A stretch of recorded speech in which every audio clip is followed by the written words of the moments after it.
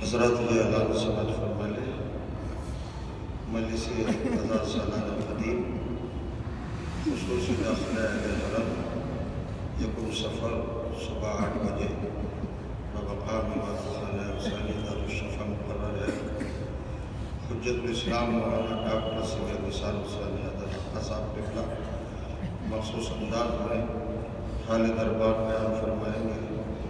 امیدوار سرفرازی میر فائق علی عابدی، میر کرار علی عابدی، میر مکرم علی عابدی، آپ حضرات سے اس مجلس میں خصوصیت کے ساتھ شرکت کا مفروضہ ہے۔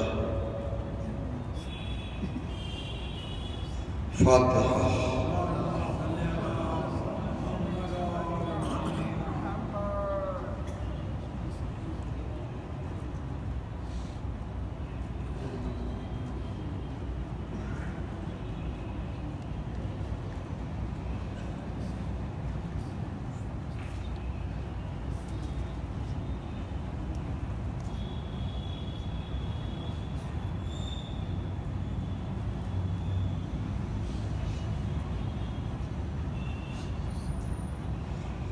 اعوذ باللہ السمیع العلی العظیم من الشیطان اللعین الرجیم، بسم اللہ الرحمن الرحیم، الحمد للہ الذی ہدانا لہذا وما كنا لنهتدي لولا أن هدانا الله، لقد جاءت رسل ربنا بالحق، الصلاة والسلام على رسول الثقلين محبوب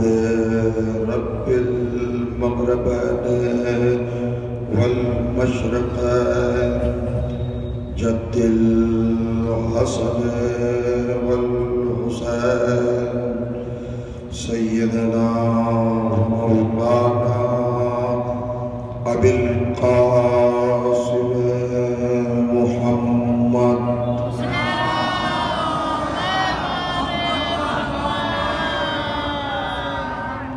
وأهل بيته الطيبين الطاهرين المعصومين المظلومين، ولعنة الله على أعدائهم أجمعين من يومنا هذا إلى يوم الدين. أما بعد، فقد قال سبحانه وتعالى: بسم الله الرحمن الرحيم، أولئك الذين آتيناهم الكتاب والحكم والنبوة، فإن يكفر بها هؤلاء فقد وكلنا بها قوما ليسوا بها بكافرين صلوات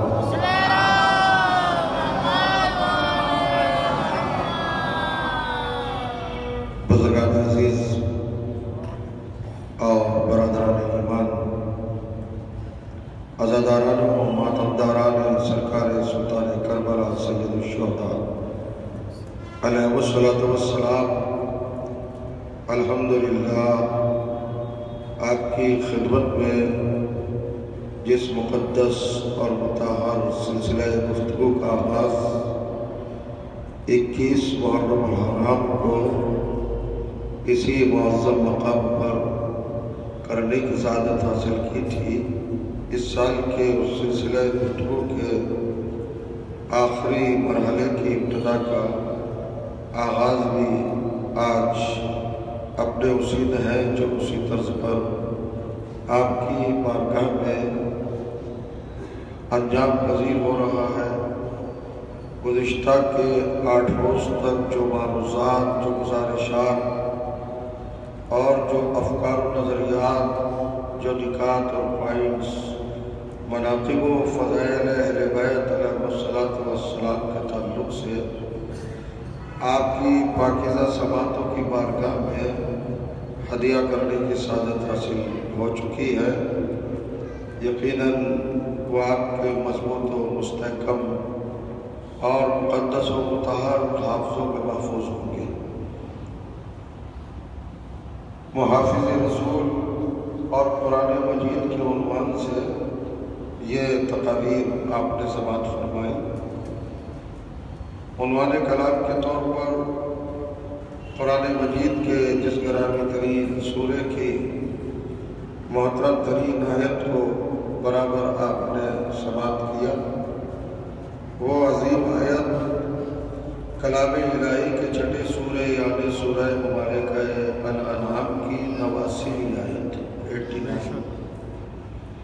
اس آیت کے حوالے سے کائنات کے پروردگار نے تمام کائنات کو خطاب کرتے ہوئے ارشاد فرمایا ہے، ہم نے تمہاری ہدایت کے لیے، تمہاری رہبری کے لیے اور تمہاری پیشوائی اور نجات کے سامان کو فراہم کرنے کے لیے، ہدایت کے لیے اپنی بارگاہ سے، اپنے دربار سے، اپنی جناب سے، اپنی سرکار سے اور اپنی جانب سے جن ہادیوں کا انتظام کیا، جن رہبروں کا اہتمام کیا، وہ سارے انبیاء اور وہ تمام تر مرسلین وہ ہیں جن کی شان، جن کی علامت، جن کی پہچان اور جن کی نشانی اور جن کے صفات اور جن کی کوالٹی یہ ہے کہ ہم نے آتیناہم الکتاب، ان کو کتاب عطا کی، کتاب دی، ان کو پہلے مرحلے پر صاحب کتاب بنایا۔ میں عرض کر چکا ہوں، کتاب کا مفہوم ہے ظرف علم، ذریعہ علم، ذخیرہ علم، یعنی ہم نے پہلے ہر نبی کو صاحب علم بنایا۔ اس کے بعد ارشاد ہوتا ہے والحکمہ، کتاب دینے کے بعد، علم ودیت کرنے کے بعد اور علم عطا کرنے کے بعد ہم نے ان کو نتیجہ علم کے طور پر اور ثمرہ علم کے طور پر ان کو صاحب اختیار بنایا، صاحب اقتدار بنایا، صاحب قوت بنایا۔ کائنات کی ہر شے پر ان کو ہم نے تصرف عطا کیا، غلبہ عطا کیا، رسائی عطا کی اور پہنچ عطا کی، یعنی دنیا کی ہر چیز کو ان کو دائرہ اطاعت میں رکھا تاکہ کوئی بھی چیز ان کی اطاعت کے حدود سے باہر نہ ہو اور ان کے اقتدار و اختیار کا مظاہرہ کائنات میں واضح طور پر اس انداز میں ہو جائے کہ ہر انسان محسوس کر لے اور اپنی کھلی آنکھوں سے دیکھ لے۔ یہ سب بیان کرنے کے بعد پیغمبروں کی، مرسلین کی اور نبیوں کی کیفیت، حالت اور صداقت اور ان کی سچائی کو بیان کرنے کے بعد اور ان کے منصب اور مقام اور درجے اور رتبے اور مرتبے اور شان و شوکت کو بیان کرنے کے بعد 3 لفظوں کے اندر اب اللہ نے اس نظام کا ذکر کیا، اس سسٹم کا ذکر کیا اور اپنی اس سیرت کا ذکر کیا، اس سنت اور دستور عمل کو دہرایا جو اس روز نبیوں کے تعلق سے اپنی بارگاہ سے معین فرمایا۔ اس طرح ارشاد ہوا فَإِن يَكْفُرْ بِهَا هَؤُلَاءِ، ہم تو نبیوں کو علم و اقتدار سے سنوار کر، سجا کر، ظرف علم بنا کر، صاحبان علم بنا کر اور صاحبان اقتدار بنا کر پوری طرح انہیں آمادہ کر کے، مکمل کر کے تمہاری ہدایت کے لیے بھیج ہی چکے ہیں۔ اب اگر تمہیں گھمنڈ ہو، غرور ہو یا غلط فہمی ہو کہ وہ تمہارے ہجوم سے ڈر جائیں گے، تمہاری مخالفت سے گھبرا جائیں گے یا تمہارے اپوزیشن کرنے سے وہ لرز جائیں گے، ایسا نہیں ہے۔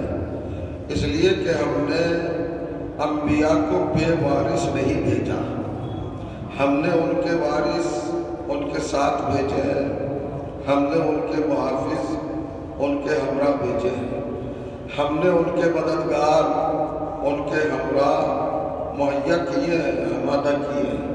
فَإِن يَكْفُرْ بِهَا هَؤُلَاءِ، اب اگر تم انکار کرو، کفر کرو، ڈینائی کرو، مخالفت کرو، تصادم کرو اور ان کی مثبت سے، ان کی منزل سے اور ان کی صداقت سے اور ان کو تسلیم کرنے سے باغی ہو جاؤ، سرکش ہو جاؤ، سرتاب ہو جاؤ، تو نہ ہم پر کوئی اثر ہوگا، نہ ہمارے نبیوں پر کوئی اثر ہوگا۔ وہ اس لیے کہ ہم نے فقط وکلنا بہا قومن، ان نبیوں کا، ان رسولوں کا اور ان پیغمبروں کا محافظ ایسے لوگوں کو بنایا ہے لیسو بہا بکافرین، جو اپنے ماضی میں کبھی کافر نہیں رہے۔ اور کریے گا، ہم نے نصرت کا فریضہ، مدد کا فریضہ، حفاظت کا فریضہ کن کرداروں کو دیا، کن کیریکٹرز کو دیا، کن شخصیتوں کو دیا اور کن ہستیوں کو دیا۔ یعنی بات اب نبوت کی نہیں ہو رہی ہے، بات اب رسالت کی نہیں ہو رہی ہے، بات اب ہادیوں کی اور رہبروں کی نہیں ہو رہی ہے، اب انبیاء کے ناصروں کی بات ہو رہی ہے، انبیاء کے مددگاروں کی بات ہو رہی ہے، اب مرسلین کے اور رسالت الہیہ اور نبوت الہیہ کے محافظوں کا تعارف ہے، ان کا عرفان ہے، ان کی معرفت ہے۔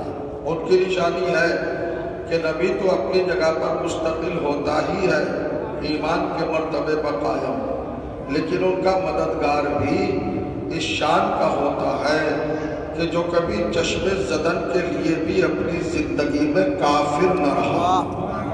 فرمانے ہیں صلوات پڑھے محمد علیہ۔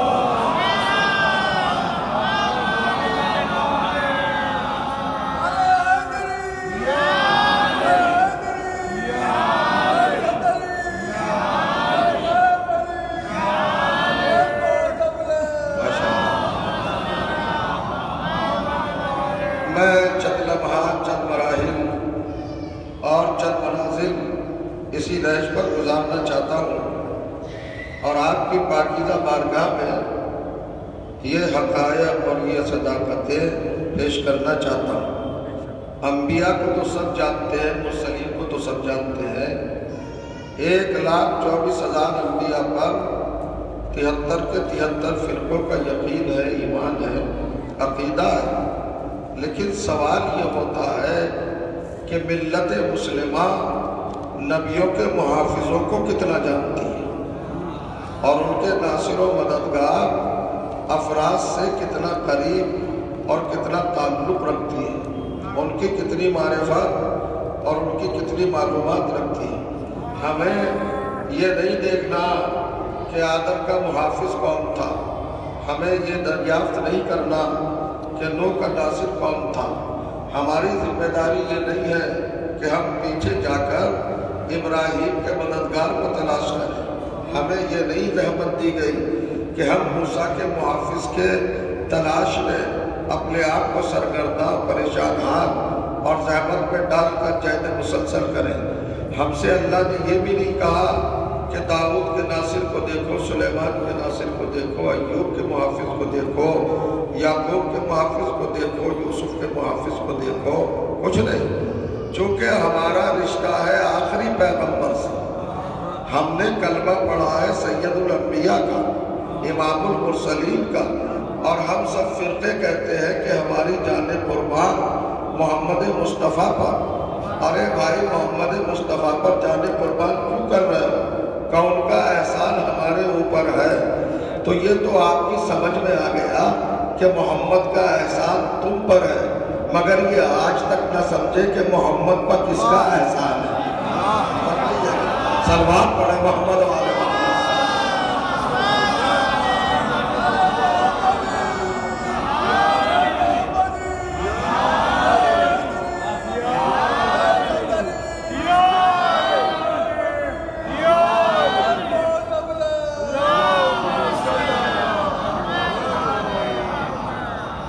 شکر پروردگار ادا کرنے کا محل ہے، موقع ہے اور منزل ہے کہ آپ نے کس شان سے، کسی نعمت سے اور کتنی عقیدت اور کتنی لگن سے میری کجمل بیانی کو 9 دن تک شرف سماعت عطا کیا ہے۔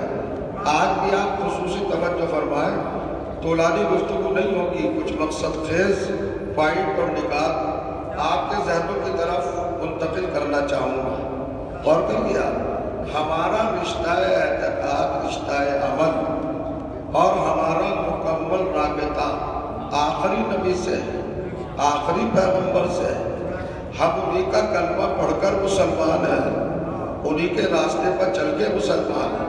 تو غور کریں، اللہ یہ کہہ رہا ہے کہ میں نے کسی نبی کا محافظ کبھی ماضی کے کسی کافر کو نہیں بنایا۔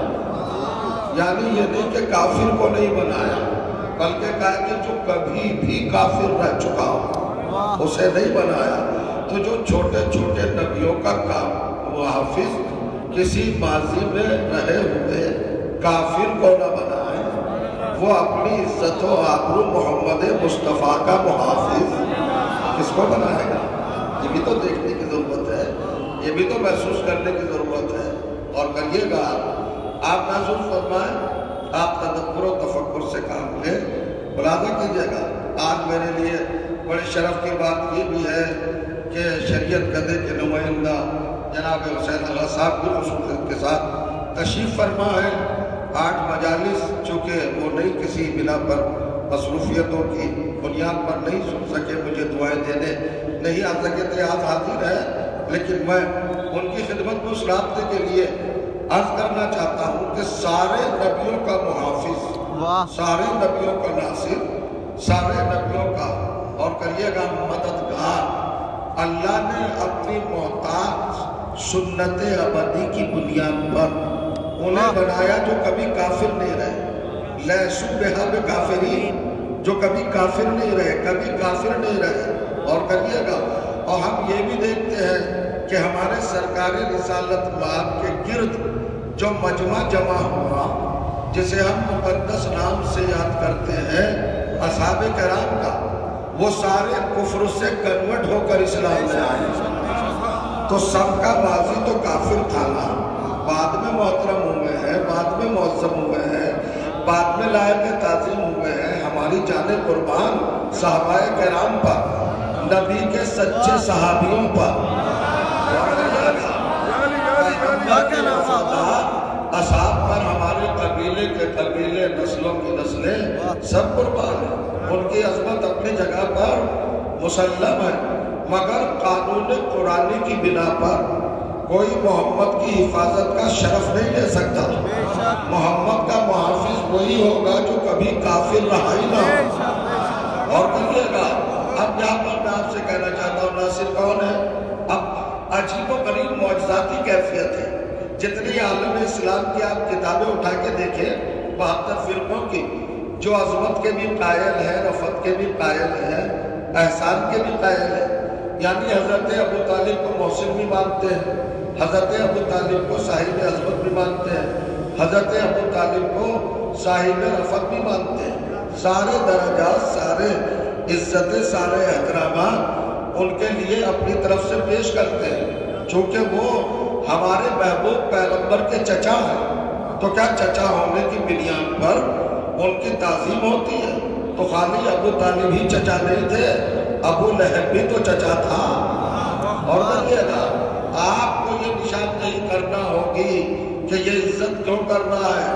مجبوراً ہر طریقے سے، ہر اعتبار سے، نہ چاہتے ہوئے بھی مسلمان مجبور ہے کہ عظمت و احترام ابو طالب کا کرے.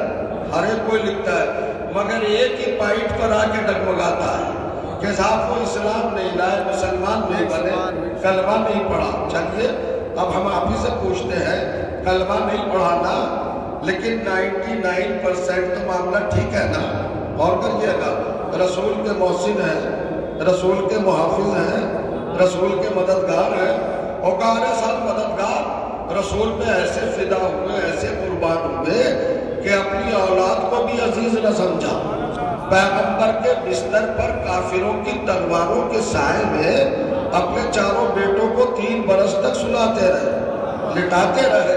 اور انٹینشن یہ تھا، ارادہ یہ تھا، نیت یہ تھی اور خیال یہ تھا کہ میرے بیٹے قتل ہو جائیں مگر اللہ کا نبی قتل نہ ہو.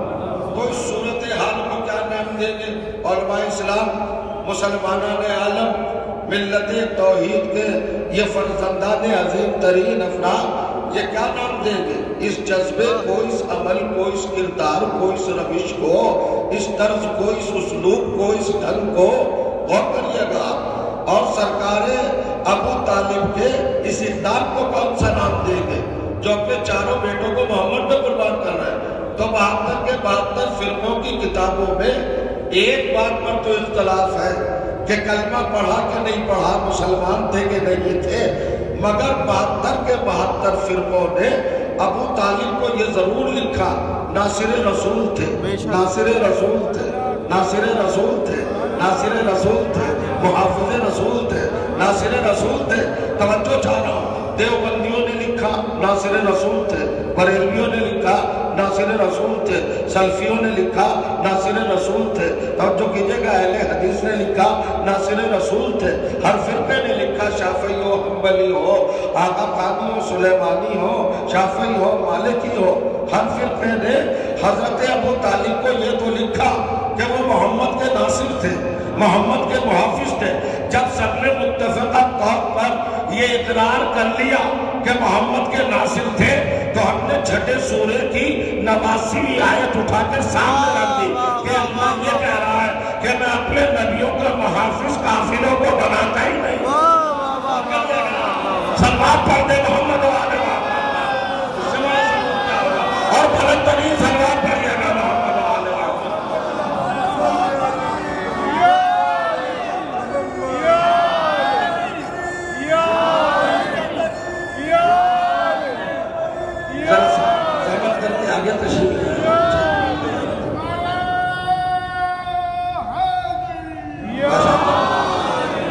اور فرما رہے ہیں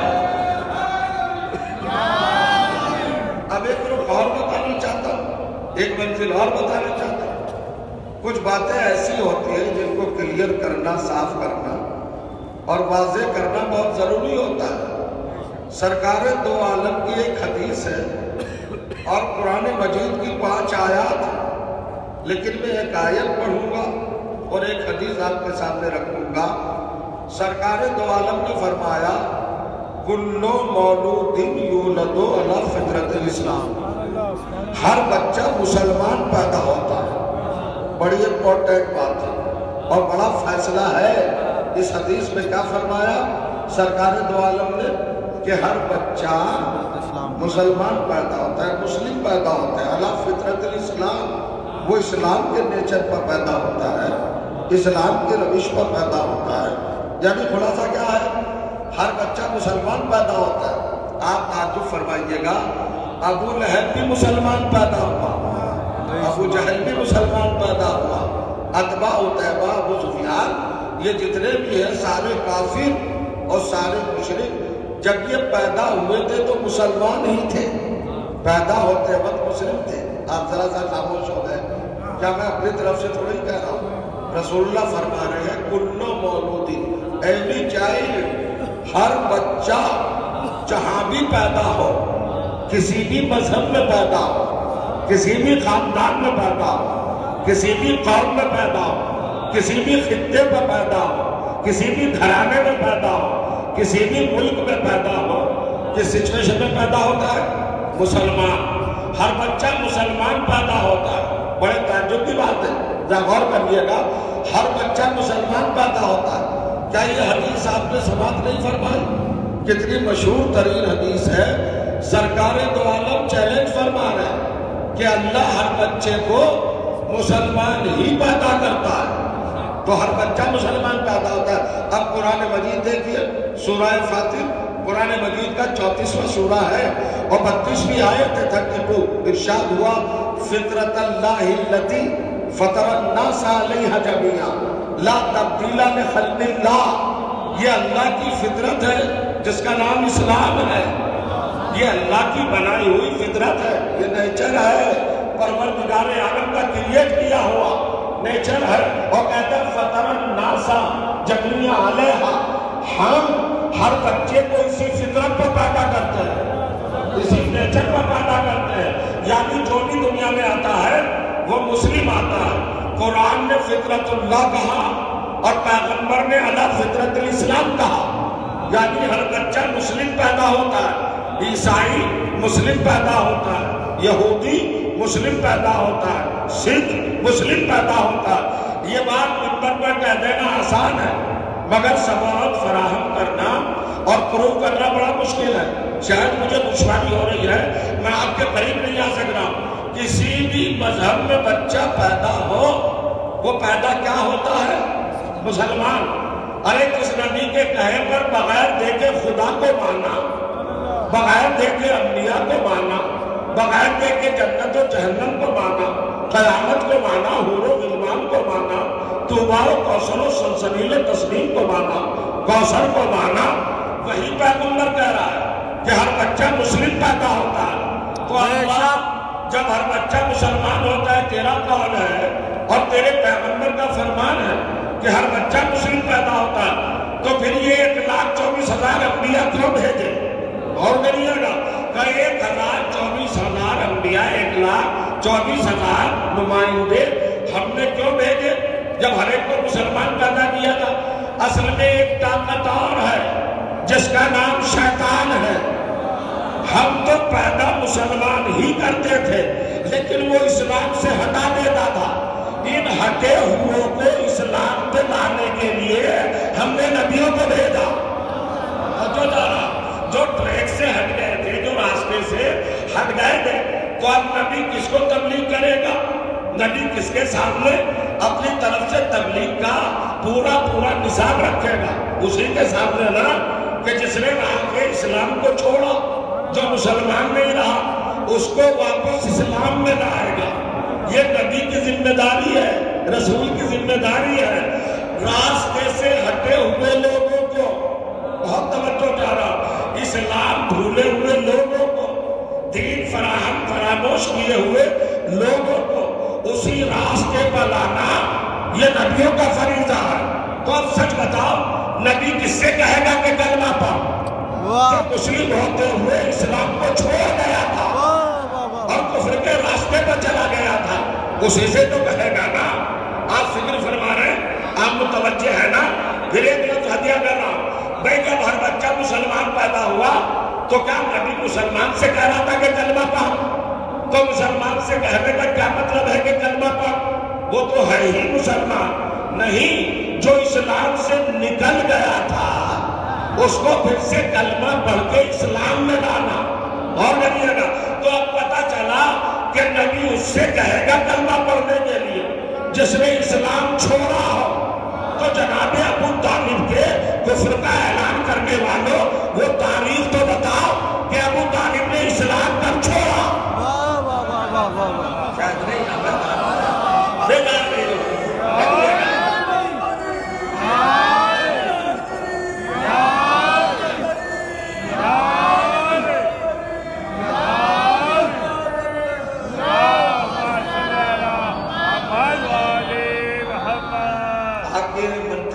گفتگو دیکھ رہے ہیں نا، ہر بچہ مسلمان پیدا ہوا تو مسلمان کیا ہوا؟ اسلام چھوڑا۔ تو جنہوں نے اسلام چھوڑا ان سے کہا جائے گا کہ کلمہ پڑھو۔ حضرت ابو طالب نے اسلام کب چھوڑا؟ وہ ڈیٹ بتاؤ، وہ ڈیٹ بتاؤ۔ آئے کوئی نہیں بتا سکتا کہ ابو طالب نے اسلام کب چھوڑا، لیکن ہم بتائیں کس کس نے کب چھوڑا۔ صلوات پڑھنے محمد و آل محمد۔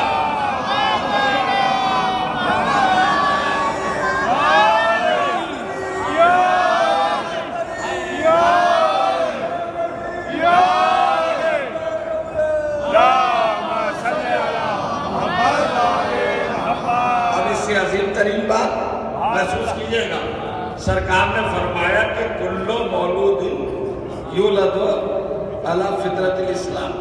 اس حدیث کو پوری شدت سے آپ محسوس فرمائیں اور اپنی میموری میں اس کو اسٹور کر محفوظ کریں حافظے میں۔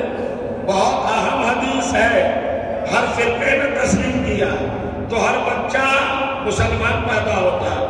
تو جب سبھی مسلمان پیدا ہوئے تو یہ مسلمانوں سے زیادہ عیسائی کیوں ہے دنیا میں؟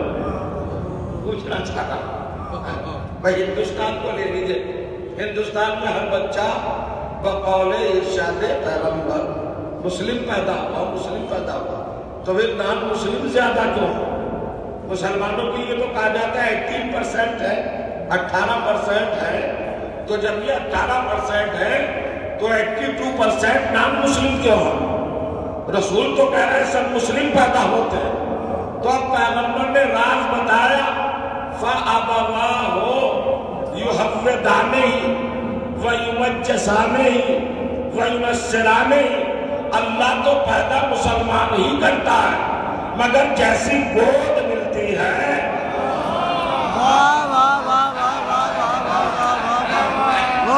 اللہ جانے کہاں ہے اور کریے گا۔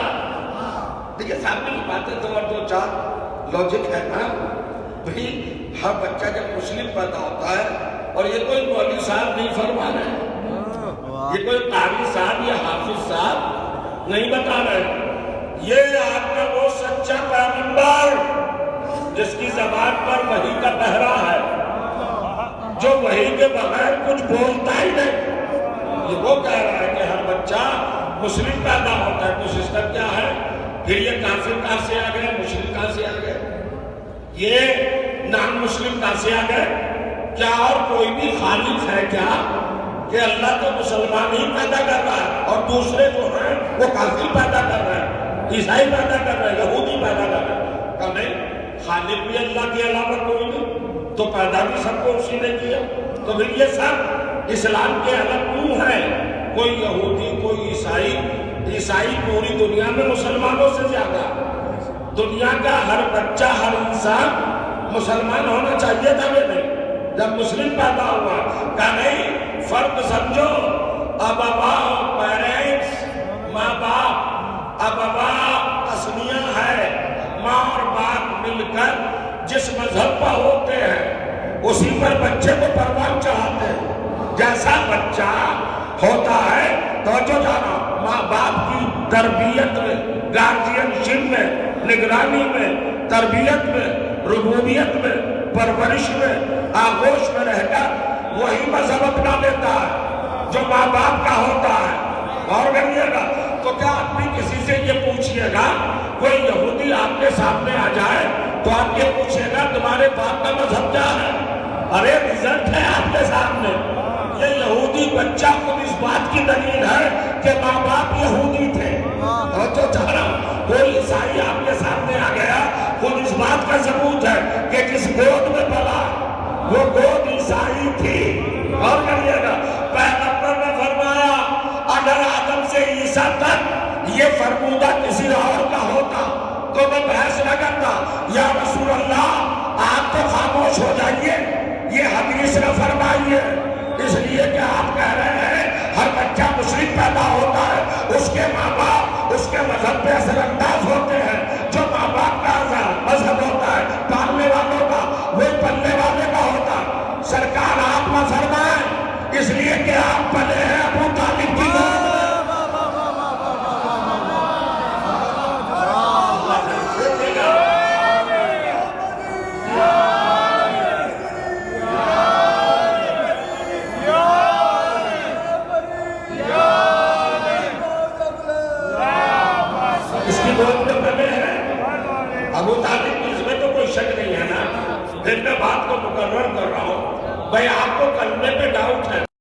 لیکن یہ تو آپ کو یقین ہے کہ کلمہ پڑھا نہیں، کلمہ پالا تو ہے۔ کیا لفظ نہیں پہنچا میرا؟ ابو طالب نے کلمہ پڑھا نہیں مگر کلمہ پالا تو ہے، محمد کو پالا تو ہے۔ اب الٹے کام نہ کرو مسلمانوں، اس لیے کہ نبی نے رزلٹ بتا دیا، جیسی گود ہوگی اس کا مکمل اثر ہوگا پلنے والے پر۔ نہیں سمجھتے آپ؟ مجھے نہیں پتا کون کس کی گود میں پلا ہے، مگر تیرا محمد میرے ابو طالب کی گود میں پلا ہے۔ بہت توجہ چاہ رہا ہوں، تیرا محمد میرے ابو طالب کی گود میں پلا ہے۔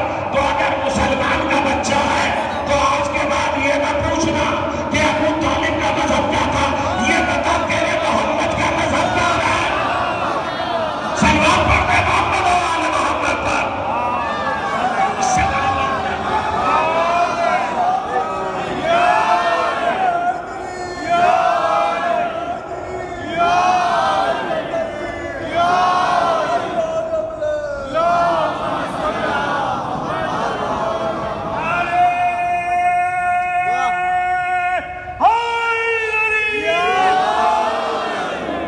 یقین رکھیے جو خاموش بیٹھے ہیں نا وہ اپنے وجود سے غافل ہے۔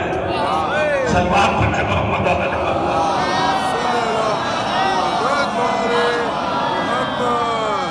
یہ ان فضائل پر خاموش بیٹھنا کون سا فیشن ہے بھائی؟ یہ کون سا طرز ہے؟ ایمان والا دل اگر اہل بیت کے فضائل پہ مچل نہ جائے تو پھر بات کیا ہے؟ اس وجود کا کیا فائدہ؟ اس جسم کا کیا فائدہ؟ اس زبان کا کیا فائدہ؟ بڑا فرمائیے گا، زبان کو پاک کرو نا فضائل سن کر، فضائل سنو تو زبان پاک ہو، وحوا کہو تو زبان پاک ہو۔ سلوات پڑھتے محمد و آل محمد۔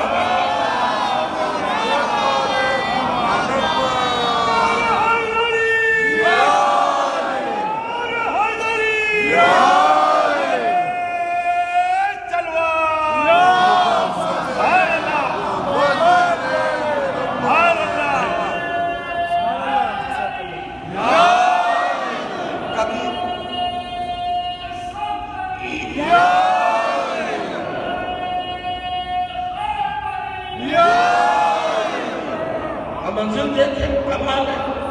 اب آپ ایک بات آتے ہیں، کون ہے؟ فقط وکلنا بہا قوما، ہم نے نبیوں کا محافظ ایسی قوم کو بنایا، ایسے افراد کو بنایا ہے، ایسے کرداروں کو قرار دیا۔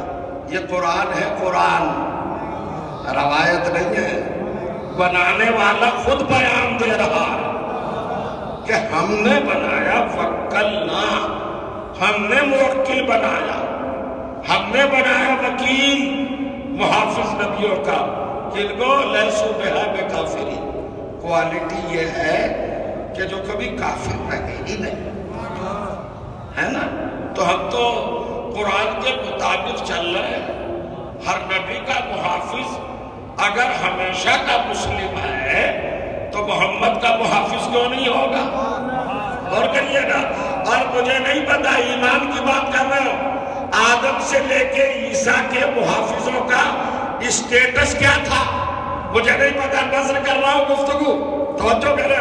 مجھے نہیں پتا آدم سے لے کر عیسیٰ تک کے محافظوں کا اسٹیٹس کیا تھا، مگر مجھے محمد کے محافظ کا اسٹیٹس معلوم ہے، اس لیے کہ یہ وہ محافظ ہے جو کل ایمان کا باپ ہے۔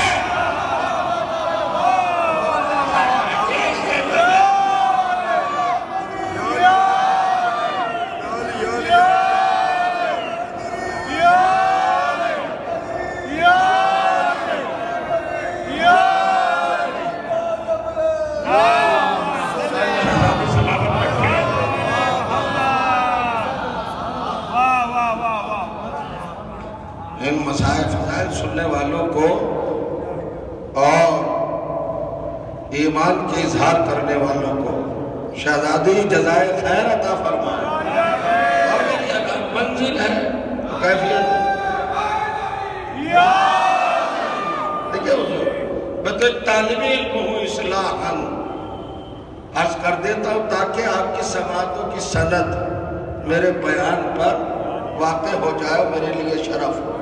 فرمائیے گا عذاب منزل ہے، کیفیت اب مجھے نہیں پتا، اب اسٹیٹس بتانے چلا ہوں سرکار ابو طالب کا جو محافظ رسول ہے۔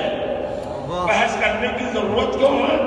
کوئی ضرورت نہیں تھی بیان کرنے کی۔ میرا پورا معاشرہ، پورا سماج، پوری قوم، پوری ملت، پورے افراد، بزرگ، جوان، مائیں، بہنیں، بیٹیاں، بیٹے سب جانتے ہیں سرکار ابو طالب کی عظمت۔ بیان کرنے کی ضرورت نہیں تھی، مگر میں چاہتا یہ ہوں کہ قرآن سے استدلال دے دوں تاکہ آپ بدتمیز لوگوں کی زبانوں پر تالے ڈال دیں۔ کسی بھی رخ پر، موقع پر، موڑ پر، نکڑ پر اگر کوئی آپ سے الجھنے لگے تو یہ آیت رکھ دیجئے گا کہ قرآن کی مخالفت کر رہے ہو۔ بغض ابو طالب میں قرآن ہی سے ہاتھ دھو بیٹھ رہے ہو۔ اب کیا منزل ہے؟ غور کریے گا، کیفیت دیکھیں کیا اسٹیٹس ہے سرکار کا، کیا بتایا اللہ نے۔ ٹیکنیکل لفظ رکھا، میں نے کل عرض کیا تھا نا، اللہ نے کہا فقد وکلنا بہا، اس رسالت، اس نبوت کا ہم نے کیا بنایا؟ وکیل۔ وکیل کا مطلب ایڈوکیٹ نہیں، وکیل کا مطلب سولیسیٹر نہیں، وکیل کا مطلب عربی میں ہوتا ہے محافظ۔ اور کیجئے گا، وکیل ہی کے ہم رتبہ ایک لفظ قرآن نے اور استعمال کیا ہے، کفیل۔ وکیل اور کفیل۔ وکیل کا مطلب ہے عصمت، اور کیجئے گا عجیب بات ہے، قرآن کس کس موقع پر آپ کو دعوت فکر دے رہا ہے۔ سنیے عزیزوں، اگر استقبال کرنا تو اس گھرانے کا کرنا، اور فضائل کا استقبال کرنا، میرے بیان کی طرف نہ دیکھنا۔ کیا ہے؟ ہم وزن، ہم مزاج، ہم شکل، ہم صوت، اور ایک ہی آہن کے دو لفظ ہیں۔ سرکار، ایک لفظ ہے وکیل، ایک لفظ ہے کفیل۔ تو وکیل کسے کہتے ہیں اور کفیل کسے کہتے ہیں؟ عصمت کے محافظ کو وکیل کہتے ہیں اور عصمت کے پالنے والے کو کفیل کہتے ہیں۔ سلوات پڑھیے نا محمد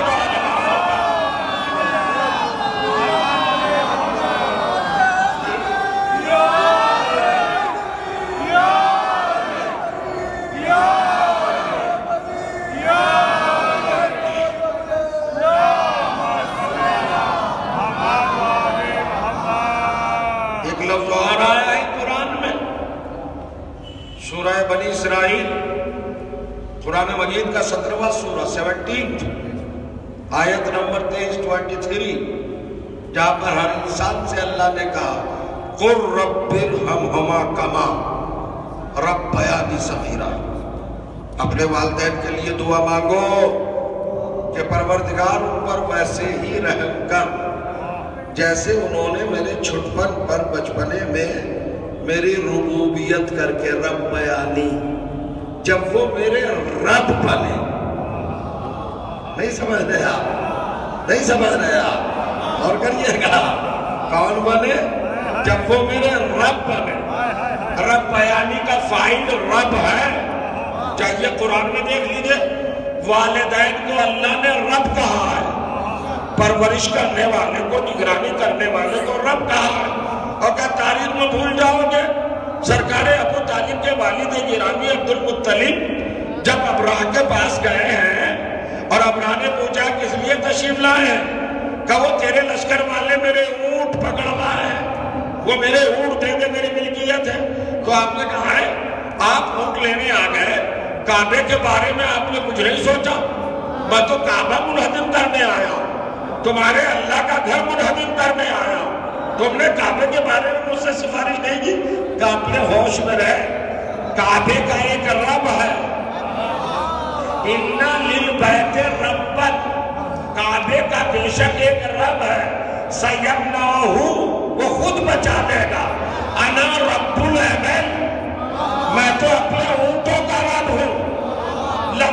سن کر لوگوں کے دم نکل جاتے ہیں، اور آپ نے رب کہہ دیا، رب کہہ دیا، رب کہہ دیا۔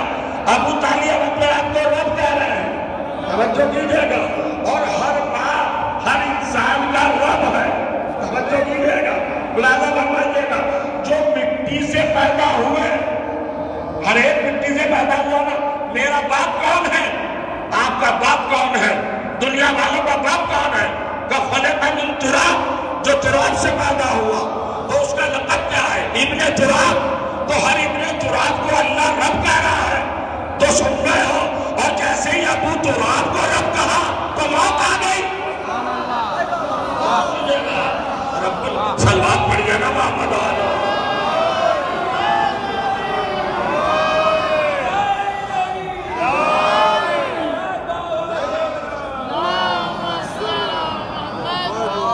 صاحب عصمت کی حفاظت کرنے والے کا ٹائٹل قرآن میں کیا ہے؟ وکیل۔ صاحب عصمت کو پالنے والے کا لقب قرآن میں کیا ہے؟ کفیل۔ صاحب عصمت کو رزق فراہم کرنے والے کا لقب کیا ہے؟ رب۔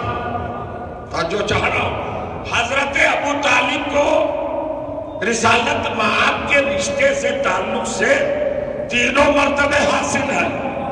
محمد کا محافظ کون ہے؟ ابو طالب، لہذا وکیل ہوئے۔ محمد کو پالنے والے کون ہیں؟ ابو طالب، لہذا کفیل ہوئے۔ محمد کو کھلانے والے کون ہیں؟ لہذا رب معلوم ہوئے۔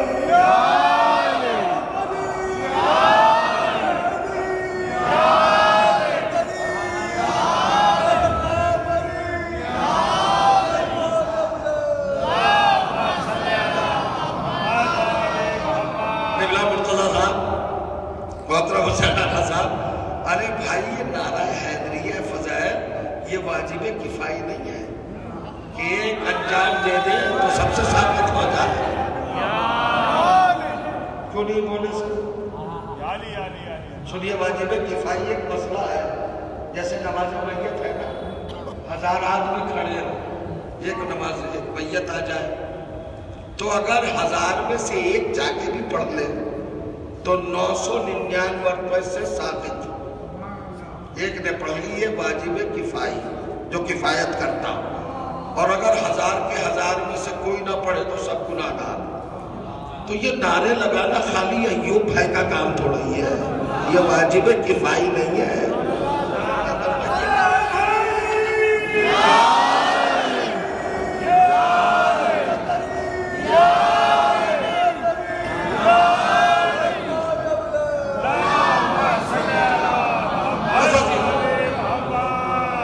جلدی جلدی وقت تمام ہو رہا ہے، مسائل رہ جاتے ہیں، میں کچھ عرض نہیں کر سکا۔ آج تک آپ کی خدمت میں کچھ عرض ہی نہیں کر سکا جو ان کے مراتب کے رخ اور پہلو ہیں اور جو باریکیاں ہیں ان کی تو نوبت ہی نہیں آ سکی۔ اور کریے گا تو حضرت ابو طالب کو اللہ نے یہ تینوں منصب دیے، وکیل بھی ہیں، کفیل بھی ہیں، رب بھی ہے۔ اچھا، اگر رب سنتے ہوئے کچھ تھوڑا سا دل لرز رہا ہے تو مربی مان لیجیے، اگر نہیں سنیے۔ اب بتانا چاہتا ہوں سرکار ابو طالب کی منزل کیا ہے، ایک باریک نقطہ پیش کرنا چاہتا ہوں۔ اگر آپ نے غور کر لیا تو میں پورے وجود سے شکر گزار ہوں گا آپ کا، خالی زبان سے نہیں، پورے وجود سے۔ ملاحظہ کریے، حضرت ابو طالب کیا ہے؟ وکیل، کفیل، رب، ناصر۔ وکیل کو ناصر سے بدل دیا۔ جب آپ نے دنیا کو چھوڑا، اسلام مضبوط ہو گیا اور آپ کائنات چھوڑ کے چلے گئے، نماز جنازہ تیار ہے، پیغمبر اسلام بلائے گئے ہیں، تو سرکار دو عالم نے حضرت ابو طالب کے مطہر جنازے پر کیا پڑھا؟ کیا تکبیریں پڑھی، نماز میت پڑھی؟ سنو شہر ولا کے ساکنوں، حیدرآباد کے محترم سامعین، سننا کیا گا رہا، کیا رسول اللہ نے نماز میت پڑھی؟ نہیں پڑھی. آپ خاموشی سے مجھے دیکھ رہے ہیں. نماز میت نہیں پڑھی، نماز نہیں پڑھی. 3 لفظ کہے، بسم اللہ کہہ کے قدم آگے بڑھایا. رسالت رات نے دہنا قدم آگے رکھا اور جنازے کے محاذی آئے، بالکل سامنے پیرن. سامنے کے آنے کے بعد کہا یا امی، اے میرے چچا، یا امی، اے میرے چچا. توجہ جا رہا ہوں. لقد ربیتنی صغیرہ، جب میں چھوٹا تھا تو آپ نے میری ربوبیت کی. اور کریے ربیتنی صغیرہ. اس کے بعد کہتے کفلتنی یتیمہ، اور جب میں یتیم ہوا تو آپ میرے ناصر و محافظ بنے. نہیں سمجھ رہے آپ کیا کہا پہلا لفظ؟ اللہ جانے آپ کہاں کس مقام پہ ہوں گے مجھے نہیں پتا. ہمارے یہاں نماز میت میں 5 تکبیریں ہیں. 5 تکبیریں ہیں. پہلی تکبیر سنا دوں. جب کہتے ہیں نماز پڑھتا اس میت حاضر پر قربت اللہ، اللہ اکبر، اللہم اغفر للمومنین والمومنات. توجہ کیجئے گا. کہتے ہیں کہ نہیں اشہد ان لا الہ الا اللہ وحدہ لا شریک لہ واشہد ان محمدا عبدہ ورسولہ ارسلہ بالحق بشیرا ونذیرا بین یدی الساعہ. اشہد ان علیٰ امیر المومنین ولی اللہ واولادہ المعصومین حجج اللہ. اس کے بعد کہتے ہیں اللہ اکبر. اب تیسری تکبیر کیا ہوتی ہے؟ اللہم اغفر للمومنین والمومنات والمسلمین والمسلمات. بہت توجہ. اے پروردگار سارے مومنوں کو معاف کر دے، ساری مومنات کو معاف کر دے، سارے مسلمانوں کو معاف کر دے، ساری مسلمان عورتوں کو معاف کر دے. استغفار کرتا ہے اللہم اغفر. اے پروردگار مغفرت کر دے. تو ہر کتنا ہی بھی بڑا کردار ہو. آدم کی نماز شیش نے پڑھائی. اللہم اغفر لہذہ المیت کہا پروردگار میرے باپ کو معاف کر دے. توجہ چاہنا. حضرت ابراہیم کی نماز جناب اسماعیل نے پڑھائی.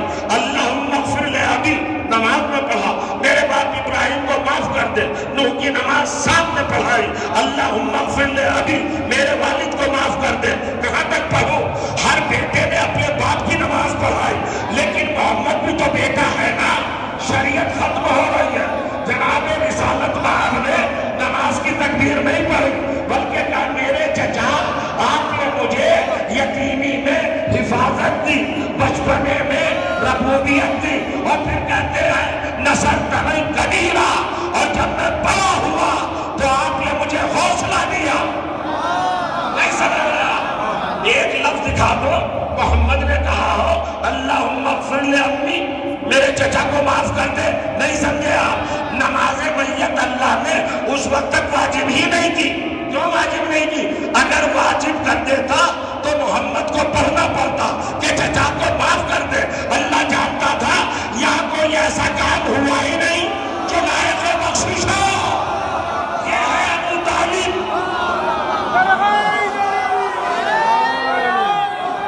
پھر بیٹھے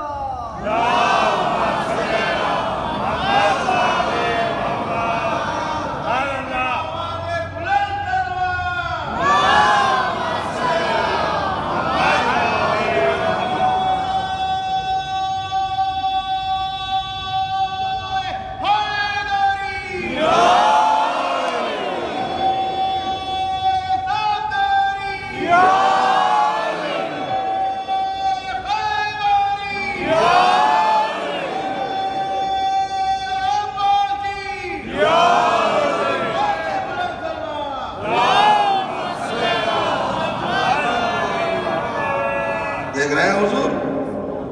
سرکار ابو طالب کا کردار نگاہ خالق میں کس بلندی پر ہے. جو محتاج دعائے رسول بھی نہیں. جو چھاپ نہیں سمجھ رہا کمال ہے. اب پتہ نہیں مجھے کہاں ہو گیا. کیا ہوا؟ نکتہ سنجی بھی نکتہ فہمی یعنی پوائنٹ کو اپنے دماغ میں جگہ دے کر اسے پورا سمجھ لینا یہ بھی لطف الہی ہے. جب تک اللہ نہ چاہے نکتہ کسی کی سمجھ میں نہیں آتا. اور فرما رہے نا بہت سے حضرات کبھی کبھی اس طرف سے تھوڑی غفلت برت لیتے ہیں. پتہ نہیں اسباب کیا ہوتے ہیں. مجھے بدگمانی کا حق نہیں ہے. میں تو خالی شکر گزار ہی ہو سکتا ہوں. سن رہے ہیں آپ؟ تو یہ تو طے ہو گیا. سرکار رسالت باپ کے رسالت کے 13ویں برس تک حضور 23 برس میں سے 13 برس گزر گئے. اللہ تعالیٰ نے نماز میت واجب نہیں کی. کیوں واجب نہیں کی؟ احترام ابو طالب میں. اگر واجب ہو جاتی تو یہ سورت پڑھی جاتی. اللہم اغفر لے امی کہنا پڑتا رسول. پروردگار نے کہا نہیں میرے پیغمبر میرا ابو طالب تو عصمت کی اس منزل پر ہے.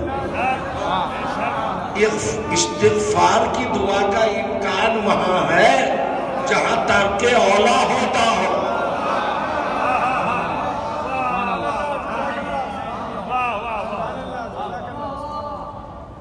اور کر رہے ہو تھوڑا سا وقت نکالے گی نوجوانوں. بزرگوں سے میرا خطاب نہیں, بزرگوں تو دعائیں دے سکتے ہیں. جوانوں سے کہہ رہا ہوں وقت نکال کر اسلامی کتابیں ضرور پڑھا کیجیے.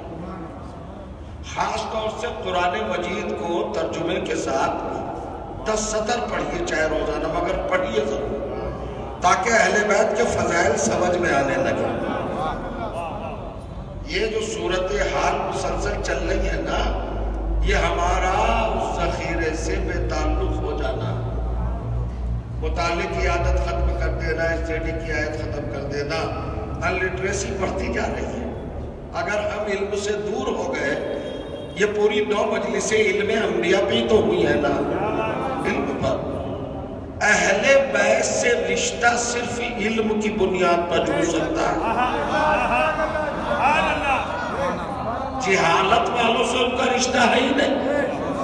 اور اب ہمارے معاشرے میں پوری دنیا میں جو معاشرہ علم کی آخری منزل پر ہونا چاہیے تھا اسی میں جہالت وصول کر رہی ہے.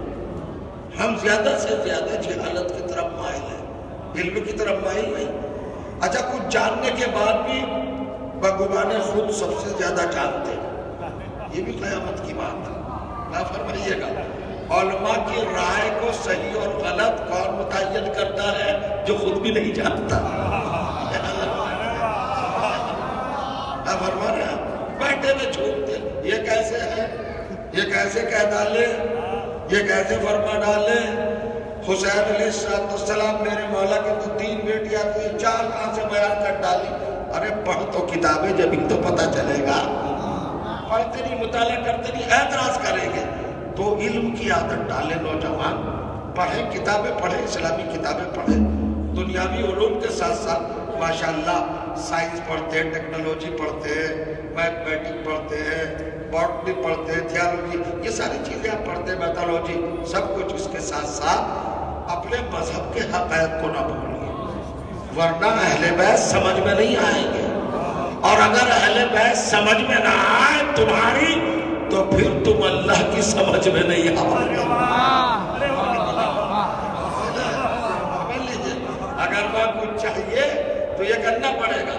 اب میں یہاں پر ڈروں گا نہیں, کوئی برا مانے یا نہ مانے, سچی بات کہہ رہا ہوں میں. اس سچی بات کو ایڈمٹ کیجئے, قبول کیجئے. 30 سال سے یہ آنکھیں دیکھ رہی ہیں, ہر سال اوپر میں یہاں زینب والی یونیورسٹی فرش ازا کی شکل میں موجود مجلس علم گاہ ہے, علم ملتا ہے یہاں سے. اگر یہاں سے بھی علم نہ لیا تو کہاں سے لیجیے گا. اگر فضائل نہ سمجھ میں آئے تو کیا سمجھ میں آئے گا یہ بتائیے. ہوں گے آپ سائنٹسٹ, ہوں گے آپ انجینئر, اول تو پڑھے لکھے لوگ مجلس میں آتے ہی نہیں، لبرل انٹلیکچوئل سب گھروں میں بیٹھے رہتے ہیں نا، ان کا مجلس سے کیا تعلق؟ سائنس ہے، ہم تو انجینئر ہیں، ہم تو یہ ہیں، ہم تو صاحب ٹیکنالوجسٹ ہیں۔ تو یاد رکھ قبر میں سائنس نہیں پوچھا جائے گا، اہل بیت پوچھے جائیں گے، بیت پوچھے جائیں گے۔ حیدرآباد کے جو بہت زیادہ پڑھے لکھے لوگ ہیں وہ مجلسوں میں نظر نہیں آتے، جو شعراء ہیں جو ادیب ہیں کہاں نظر آتے ہیں؟ میں تو کسی مجلس میں دیکھا نہیں، آنا چاہیے نا۔ یہ سب نہیں پوچھا جائے گا قبر میں، پوچھا جائے گا یہ تیرا امام کون ہے، اہل بیت کون ہے، بیت کیا ہے۔ تو سمجھئے ان چیزوں کو ذہن میں رکھیے، پروردگار اس شہر کو سازشوں سے بچائے اور ان مومنین کو سامعین کو کبھی کوئی غم نہ دے۔ یہ ہمیشہ اہل بیت کے بظاہر بڑی مودت و عقیدت کے ساتھ اپنی زندگی کا فریضہ سمجھ کے سنے اور کریے گا۔ کیا کہا میرے نبی نے؟ یا امی لقد ربیتنی صغیرا کفلتنی یتیما نصرتنی کبیرا۔ چچا اگر آپ نہ ہوتے تو مجھے پالتا کون؟ چچا آپ نہ ہوتے تو میری پرورش کرتا کون؟ چچا آپ نہ ہوتے تو میری نصرت کرتا کون؟ خدا کی قسم اگر ابو طالب نہ ہوتے تو رسول کو رسالت پہنچانے کا موقع میسر نہ آتا۔ تو سنیے کیسے، سنیے جائیے تاریخ پڑھیے، اپنی طرف سے نہیں کہہ رہا۔ پیغمبر اسلام رسالت پہنچا ہی نہیں سکتے تھے، کلمہ پہنچا ہی نہیں سکتے تھے، اپنے آپ کو یہ بتا ہی نہیں سکتے تھے کہ میں رسول ہوں۔ 40 سال خاموش رہے، کیا پتا تھا عرب دنیا کو، کائنات کو پتا تھا کہ یہ رسول ہے؟ سب جانتے تھے محمد ابن عبداللہ ہے، آمنہ کا لال ہے، ابو طالب کا بھتیجا ہے، عبد المطلب کا پوتا ہے، ہاشمی گھرانے کا چشم و چراغ ہے۔ کافر صادق و امین کہتے تھے، مگر پوری دنیا میں کوئی نہیں جانتا تھا یہ رسول ہے، اور یہ رسالت مطلقہ لے کے آیا تھا۔ اس پر ساری نبوتوں کا، رسالتوں کا خاتمہ ہونے والا تھا، مگر ہوا کیا؟ نہ پہنچا پاتا۔ چلیے میرے ساتھ مکے میں علی کے گھر میں دسترخوان بچھا، آیت آئی سورہ شورى 26واں شورى، غور کریے گا، آیت نمبر 125، ارشاد ہوا وَأَنذِرْ عَشِيرَتَكَ الْأَقْرَبِينَ۔ پیغمبر اب رسالت پہنچاؤ، بلاؤ اپنے رشتہ داروں کو، بتاؤ انہیں ہم نے تمہیں کیوں دنیا میں بھیجا۔ کہا علی ذرا دعوت کا انتظام کرو۔ میرے مولا کی عمر 2 طرح سے بیان کی ہے، 10 برس اور 13 برس۔ انتظام کس پہ رکھا؟ علی پر انتظام کیجئے۔ کہے کا انتظام؟ نان و نمک کا انتظام، کھانے کا انتظام، کھانا بنوائیے۔ یہ بات تو انڈرسٹوڈ ہے، 10-12 برس کا بچہ خود تو پر سر روزگار ہوتا نہیں، جو بھی کچھ خرید کے لائے گا کہاں سے لائے گا؟ اتنا بھی نہیں سمجھتے۔ آپ کے جو گھر میں بچے 10 اور 13 برس کے، اگر وہ اپنے دوستوں کو گھر پہ بلا لیں اور کچھ کھلانا چاہیں تو معذاللہ توبہ توبہ، کیا دکان سے ایسے اٹھا لائے گا؟ کس سے لیں گے پیسے؟ یا ماں سے لیں گے یا باپ سے لیں گے؟ غور کریے گا، پیغمبر نے 10 برس کے سن میں علی سے کہا جو چلو تمہاری بات مان لیتے، علی پر سر روزگار تو نہیں تھے، تو اس دعوت کے لیے رقم کس سے لی؟ نبی سے تو لی نہیں، تو پہلی دعوت میں کس کا پیسہ لگا؟ کس کا پیسہ لگا؟ اچھا کھانے میں نمک ڈالا گیا تھا کہ نہیں؟ پھیکا تھا کھانا، بغیر نمک کے تھا، تو نمک بھی تو ڈالا، تو نمک ڈالا تو کس کے پیسے کا ڈالا؟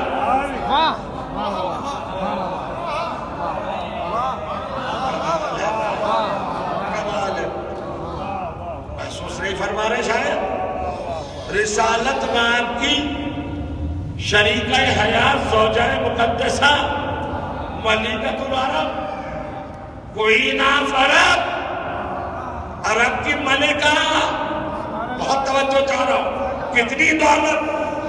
پیغمبر کہہ سکتے تھے بی بی دعوت کا انتظام ہے، آپ اپنے نوکروں سے کرا دو، لیکن خدیجۃ الکبریٰ سے نہیں کہا، علی سے کہا۔ علی ہیں 10 برس کے، تو کس سے لیا سارا کچھ؟ کھانے کا خرچ کس سے لیا؟ اپنے بابا سے، ابو طالب سے۔ تو رسول اللہ بھی جانتے تھے کہ پہلے ہی دن سب کو ابو طالب کا نمک کھلا دو تاکہ ہمیشہ کبھی نمک حرام نہ ہو۔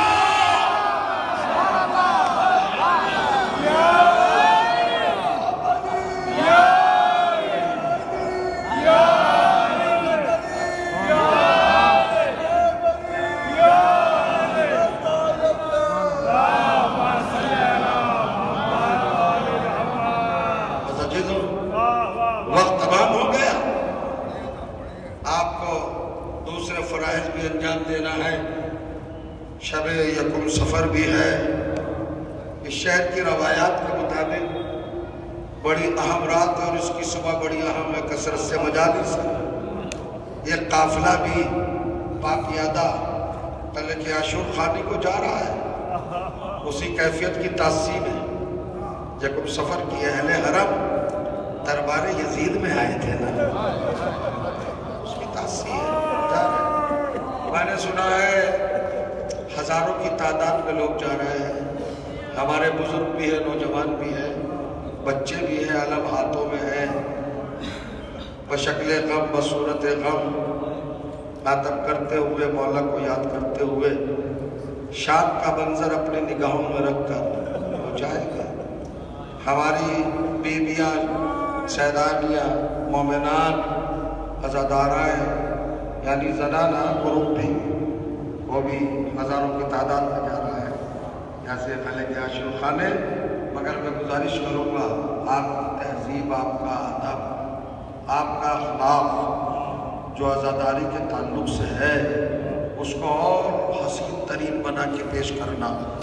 اغیار کے علاقوں سے آپ گزریں گے، وہاں آپ کو کیسے گزرنا ہے، اپنے کردار سے متاثر کرنا ہے، امپریس کرنا ہے، اور لوگوں کو بتانا ہے کہ حسینی کیسے ہوتے ہیں، اہل بیت کے چاہنے والے کیسے ہوتے ہیں، زیادہ سے زیادہ شریک ہوں اس غم کے ماحول میں اور اس صورتحال میں، اور یہ ثبوت دے کہ اگر ہم وہاں ہوتے تو پھر اہل حرم کو بچانے کے لیے بے اختیار گھروں سے ایسے ہی نکل پڑتے ہیں، مولا جیسے 1400 برس بعد اب نکلنا ہے۔ تو یہ ہے ایک تو گزارش آپ سے۔ دوسری گزارش یہ ہے کہ کل 8 بجے شب سے ایک سفر ہے نا، بادشاہ عاشور خانہ پتھر گٹی ہے نا، وہاں پر 8 بجے شب سے روزانہ مجالس کا سلسلہ ہے۔ بہت بڑا عالم، بڑا پڑھا لکھا خطیب اور بہت معتبر مقرر میرا چھوٹا بھائی سید عزادار حسین ان مجلسوں کو خطاب فرماتے ہیں۔ ان مجلسوں میں آپ زیادہ سے زیادہ جائیے گا، بڑے معلومات آپ کو ملیں گے۔ وہ ایسا خطیب، ایسا عالم اور ایسا مقرر ہے جو شہزادی عالمیان کی جانشین ثانیہ زہرا بڑی شہزادی کے دربار سے علم لے کے آیا ہے، سیریا سے پڑھ کر، سیدہ زینب سے پڑھ کر آئے۔ وہاں زیادہ زیادہ لوگ جائیں، مجلس سنیں، اور کبھی بھی اپنی زندگی کو دوسروں کے لیے مضر ثابت نہ کرنا، اپنے بھائیوں کے لیے مرقع احترام بننا، عزاداری کے لیے اپنے آپ کو وقف کر دینا۔ میں پھر ممبر سے کہہ رہا ہوں، عالمی سازش چل رہی ہے عزاداری کے خلاف اور ولایت کے خلاف۔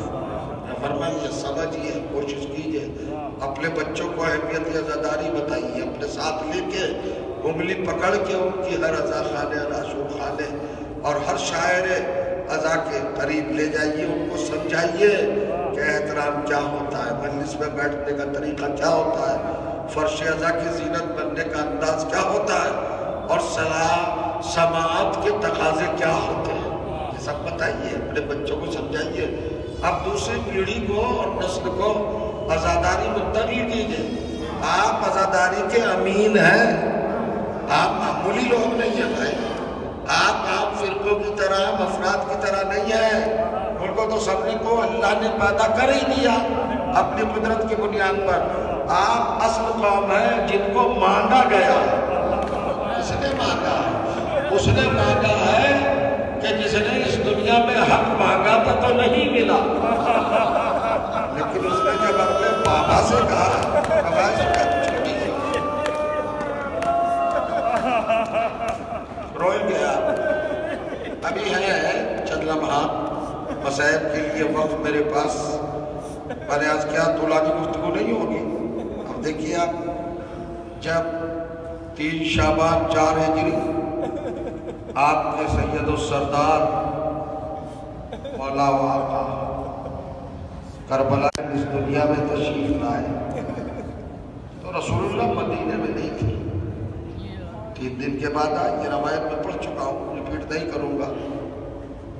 اور ایک ولادت کے 3 روز بعد مجلس غم ہوئی۔ اس مجلس کے ذاکر تھے خود رسول اور کریا کرنے والے تھے اہل بیت۔ یہ پہلی مجلس جہاں مسرتیں ہونا چاہیے تھی، جہاں خوشیاں ہونا چاہیے تھی، وہاں پر رسالت مآب نے اپنی سیرت قائم کی۔ سنیے گا، یہ 3 دن کے ہیں، سرکار سید الشہداء ظاہری طور پر 3 سال گزر گئے تھے۔ آپ نماز پڑھتے، روزہ رکھتے، حج کرتے، سبھی مومنین احکامات اسلامی پر پابندی کے ساتھ عمل کرتے ہیں، یہ ہمارا شرف ہے۔ ہم جیسی نماز کون پڑھ سکتا ہے؟ اس لیے کہ قبول ہی ہماری ہوگی، روزہ قبول ہی ہمارا ہوگا، چونکہ قیمت ہم ہی دیتے ہیں، مودت اہل بیت ہم ہی اختیار کیے ہوئے۔ ہماری کوئی عبادت غصبی عبادت نہیں ہے، قیمت دے کے ادا کرتے ہیں۔ پہلے اہل بیت سے مودت کرتے ہیں، پھر کائنات کی چیزوں کو استعمال کرتے ہیں۔ ہر عبادت ہماری قبول ہوگی، کسی اور کی نہیں، اس بات کو سمجھ لیجئے، اب منزل بڑھی آگے۔ لیکن ہر عبادت کا ثواب، جزا، بدلہ قیامت کے بعد ملے گا۔ لیکن عزاداری ایسا موضوع ہے کہ ابھی عزادار بھی نہیں تھے، عزاداری بھی نہیں ہوئی تھی، مگر 3 برس کے آپ کے مولا نے، آپ کے آقا نے رسول اللہ سے، مولا متقیان سے، مالکنی سے، جوانان جنت کے بڑے سردار سے عزاداروں کے رونے کی قیمت پوچھ لی، عزاداروں کے آنے سے پہلے۔ ابھی میں واقعہ پڑھ رہا ہوں، مسائل میں بھی دور ہے، غور کریے گا۔ ایسا ہوا کہ رسالت مآب پر جب وحی کا سلسلہ جاری ہوتا تھا تو پیغمبر کی کیفیت بدل جاتی تھی، آپ ایک دوسری ہی کیفیت میں ہوتے تھے، لہذا وحی کا سلسلہ طولانی ہوا، پیغمبر پر گرانی محسوس ہوئی۔ آپ اپنے حجرے کی طرف آئے، اپنے کنیز ام ایمن سے فرمایا، ام ایمن تمہارا رسول بہت تھک گیا ہے، خستہ ہے، آرام کی ضرورت ہے، ہم استراحت کے لیے اپنے حجرے میں جا رہے ہیں، تم احتیاط کرنا کہ کسی کو حجرے میں آنے نہ دینا۔ جناب ام ایمن دروازے پر تشریف فرما ہو گئی، پہرے دار کی حیثیت سے ام سلمہ نے آنا چاہا، ہاتھ جوڑ کے کہا دیکھیں آپ ام المومنین ہیں، مگر اس وقت حجرے میں نہیں جا سکتی، چونکہ رسول کا ارشاد ہے کہ میں کسی کو نہ جانے دوں۔ ماریہ قبطیہ آئی، دوسری ام المومنین آئی، اور دوسرے لوگ آئے، کسی کو ام ایمن نے نہ جانے دیا۔ 3 برس کا میرا آپ کا چھوٹا شہزادہ الہی رفتار سے، اور کریے گا، اسلام کا محافظ، اسلام کا مسیح، اسلام کو زندگی دینے والا حسین 3 برس کے سن میں صحن خانہ میں تشریف لائے۔ اور سیدھے حجرے کی طرف چلے. تو ایمن نے تو سب کو روکا تھا. حسین کو جب جاتے دیکھا ارادہ محسوس کیا, کہا شہزادے کدھر کا قصد ہے؟ کہا آپ حجرے میں جا رہے ہیں. کہا آپ کے نانا نے منع کیا ہے. ایک مرتبہ غور سے دیکھا ایمن ہم کو بھی منع کیا ہے. اس لہجے میں بلا کا اعتبار تھا اور ایک بہت بڑا پیغام تھا, ہمیں بھی منع کیا ہے. وہ کہا رسول نے منع ہے. رسول اپنی عزت کو روک سکتا ہے, اپنے وقار کو روک سکتا ہے, اپنی روح اور اپنی جان کو اپنے سے ملحق ہونے سے روک سکتا ہے. وہ ایمن کیا کہہ رہی ہے؟ ابھی حسین کی آواز ذرا بلند ہوئی, رسول کے کانوں تک پہنچی. حجرے سے آواز ہے ایمن جلد آؤ حجرے میں. ایمن آئی, کیا بات ہے؟ آواز کیسی؟ کا سرکار آپ نے کہا تھا کسی کو نہ آنے دینا. حسین آ گئے. ارے کہا نہیں حسین کو نہ روکو, میری جان ہے, میری روح ہے, لے کے آؤ حسین کو. اور وہ پیغمبر سر برہنہ پا برہنہ بے اختیار حجرے سے نکلے, حسین کو اٹھایا گود میں اور چومتے ہوئے حجرے میں لے کے آئے. اور اب کہا ایمن اب کہتا ہوں کسی کو نہ آنے دینا. ایمن کا بیان ہے, وہ بیٹھی رہی تا دیر, لیکن حجرے سے آوازیں آنا شروع ہوئی. میرا پیغمبر بڑے بلند آواز کے ساتھ کریا کر رہا ہے. ہائے ہائے ہائے کی آواز جب آئی تو ایمن دروازے پر بے اختیار ہو کر مسترب ہو کر تڑپ کر آئی اور حجرے کے بعد سے کہا ما یبکی کا یا رسول اللہ, اللہ کے رسول آپ کو کس نے رلا دیا؟ آپ کی آنکھیں آنسو آشنا نہ ہو, آپ اہل بیت کی طرف سے ہمیشہ خوش رہیں. کیا ہوا میرے آقا آپ رو رہے ہیں؟ آواز آئے ایمن حجرے میں آ جاؤ. اب ایمن کا بیان ہے, میں حجرے میں آئی تو میں نے دیکھا کہ سرکار دو جہاں اپنے بستر پر 3 برس کے حسین کو لٹائے ہوئے ہیں اور پیراہن اتارا ہوا ہے جس میں حسین سے, اور چوم رہے ہیں بدن کو اور روتے جا رہے ہیں. ایمن نے کہا میرے آقا شہزادے کو چوم بھی رہے ہیں اور رو بھی رہے ہیں. کہا ایمن کھڑی ہو جاؤ, گواہ رہنا یا میرے حسین کے تلوار پڑے گی. یہ گلا چوم رہا ہوں یا کچھ خنجر چلے گا, یہ پیشانی چوم رہا ہوں, میرا حسین جو گھوڑے پہ چوم رہا ہوگا تو ایک ملعون پتھر مارے گا.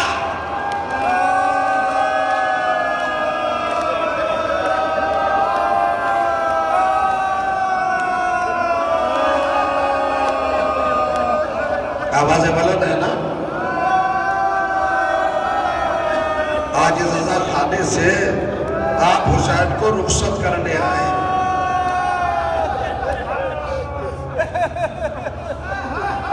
ایمن بابا سے بلند رونے لگے. جب کریا کی آواز حجرے کے باہر گئی تو اہل بیت کو معلوم ہوا. شہزادی قریب آئی, مولا قریب آئے, حسن قریب آئے. یہ منظر دیکھا, اہل بیت کے ہوتے ہوئے رسول ہوا. سوچیے آپ کتنا بڑا مرحلہ. مسند بچ گئی, رسول تشریف فرما ہوئے. دانی طرف علی بیٹھے, ایک طرف زہرا کو بٹھایا, پہلوں میں حسین حسن کو بٹھایا. یہ 4 افراد اہل بیت جمع ہو گئے. اب سنیے ہر عمل کی جزا قیامت کے بعد. جب یہ چاروں پنجتن میں سے 4 افراد, اہل بیت میں سے 4 افراد, سرکار دو جہاں, خاتون جنت, ساقی کوثر, جوانان جنت کے بڑے سردار, یہ جمع ہو گئے. آئے امام حسین تشریف لائے اور لانے کے بعد آگے بڑھے, اپنے نانا کے گلے میں باہیں ڈالی. نانا میرے بدن کو چوم چوم کے رو رہے تھے. آپ کربلا بیان کر رہے تھے نا, ہاں بیان کر رہے تھے. اماں میرا نانا جو رو رہا تھا, آپ نے جو آواز سنی ہے اس کے مقدمات کیا ہیں؟ جناب امام حسین نے ماں کو سنا ہے. شہزادی نے کہا بابا یہ کب ہوگا, میرا لال کب قتل کیا جائے گا؟ آپ ہوں گے, علی ہوں گے, میں حسن؟ تو کہا کہ نہیں, فی زمن خالی نہیں, یہ اس زمانے میں ہوگا جب تم سب نہیں ہوگے. تب دیکھیے ہر ماں یہ سوچتی ہے، کہنا یہ چاہیے گا میرے بچے کی مدد کون کرے گا، کون بچائے گا حسین کو. ایسا کچھ نہیں کہا، بابا آپ بھی نہیں ہوں گے، علی بھی نہیں ہوں گے، میں بھی نہیں ہوں گی، میرا شہزادہ بڑا حسن بھی نہیں ہوگا، اور میرا حسین مارا جائے گا. تو بس ایک جملہ کہا، مسند پہ کھڑی ہو گئی اور کہا بابا پھر میرے حسین پر روئے گا کون؟ یہ نہیں کہا بچانے والا کون ہوگا، نصرت کرنے والا کون ہوگا، تلواروں کو کون روکے گا؟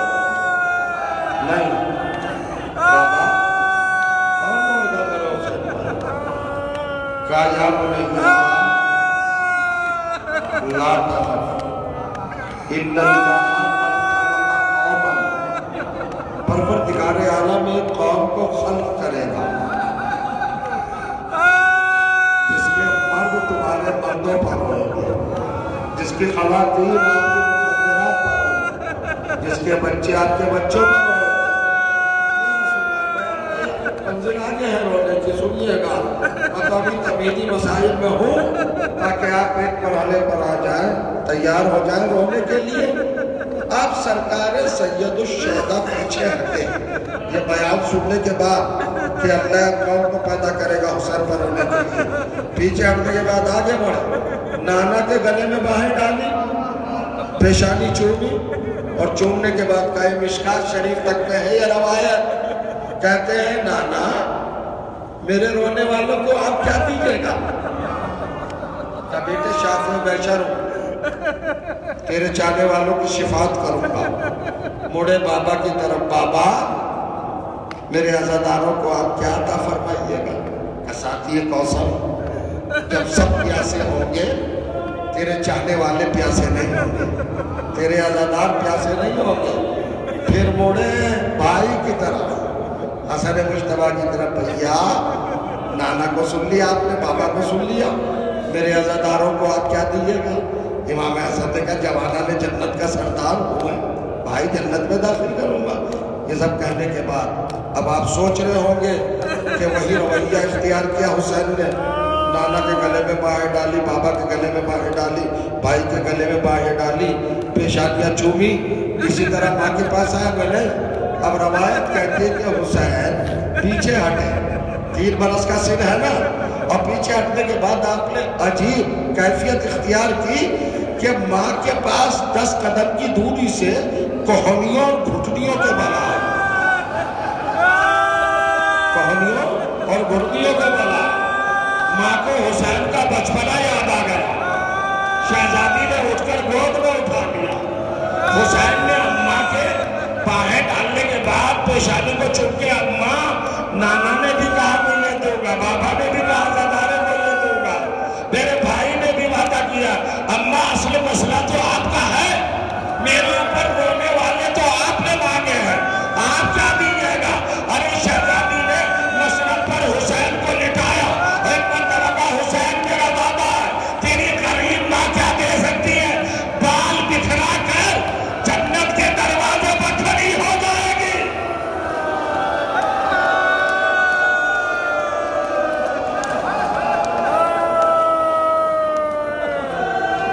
اجرب کا حسین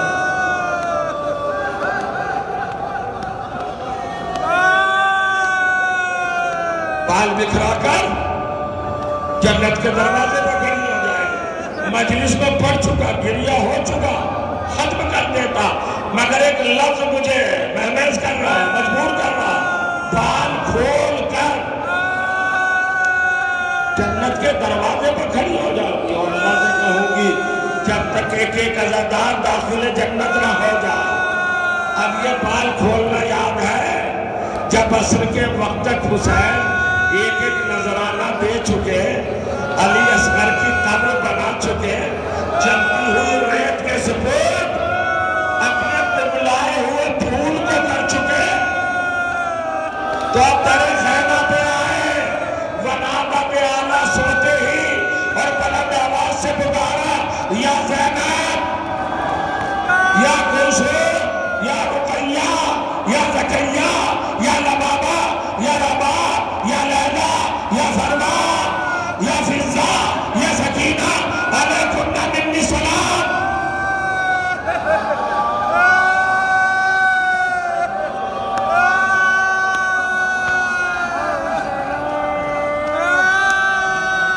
الوداع الوداع میرا آخری سلام. شہدانیوں نے حسین کو حلقے میں لے لیا. مجلس تمام ہو رہی ہے. بال کھولنا ذہن میں ہے نا. قیامت میں بعد حساب و کتاب جنت کے دروازے پر خاتون جنت بال پریشان کر کے حل ہو جائے گی در جنت پر. اب سنیے حسین الوداع کر کے چلے. ساری روایات تو آپ ذاکرین سے سنتے رہتے ہیں. ان سب کو اپنے پیش نظر لے آئیے اور پھر مجھ سے سنیے. میں شہادت نہیں کر سکتا ہوں. شہادت سنے میں ہے آپ تصور کر لیجئے. اب حسین سب سے رخصت ہوئے. ایک مرتبہ نظر یمیناً و شمالاً و فوقاً و خلفاً و اماماً و فوقاً و تحتاً. حسین نے شش جہت میں دیکھا. آگے دیکھا, پیچھے دیکھا, دانے دیکھا, بائیں دیکھا, زمین کی جانب دیکھا, آسمان کی جانب دیکھا. ایک مرتبہ کہا اینا اینا اخی عباس, کہاں ہے میرا بھائی عباس. اینا اینا ولدی علی ابی اکبر, کہاں ہے میرا بیٹا علی اکبر. ارے تقدمہ جوادی, میرا گھوڑا لا ورکبانی, اور مجھے سوار کرو. عباس, علی اکبر, جب تمہارا باپ گھوڑے پر بیٹھنے کا ارادہ کرتا تھا تو دونوں آ جاتے تھے اور بٹھاتے تھے. آج کہاں ہے بھائی؟ یہی کا وہ منظر ہے. جب زینب نے سنا عباس کو پکار رہے ہیں, اکبر کو پکار رہے ہیں, تو زینب خود آ گئی.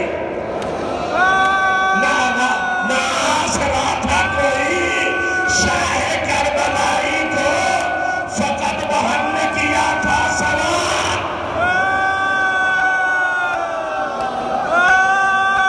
جزاکم جزاکم. روئیے روئیے روئیے.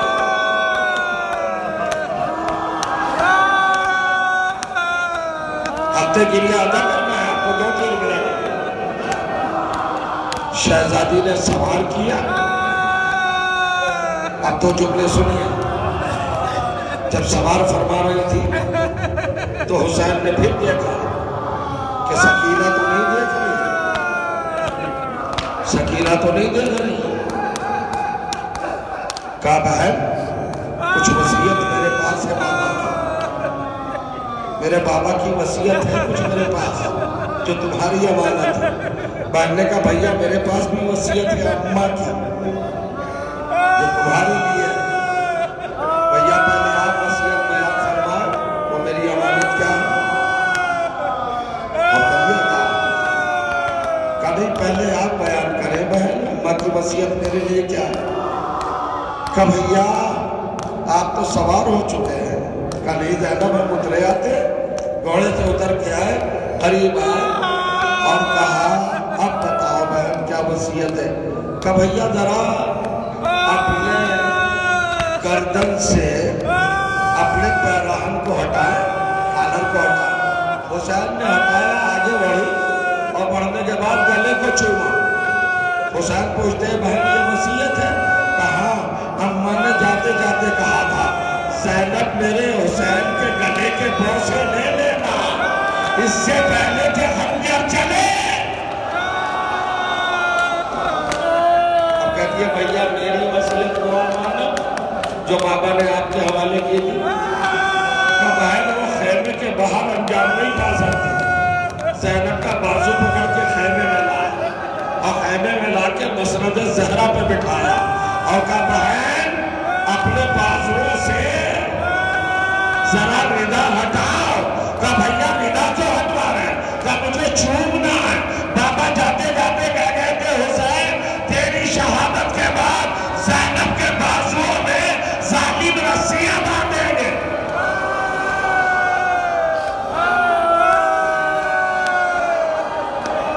حسین نے سب کو رکھا.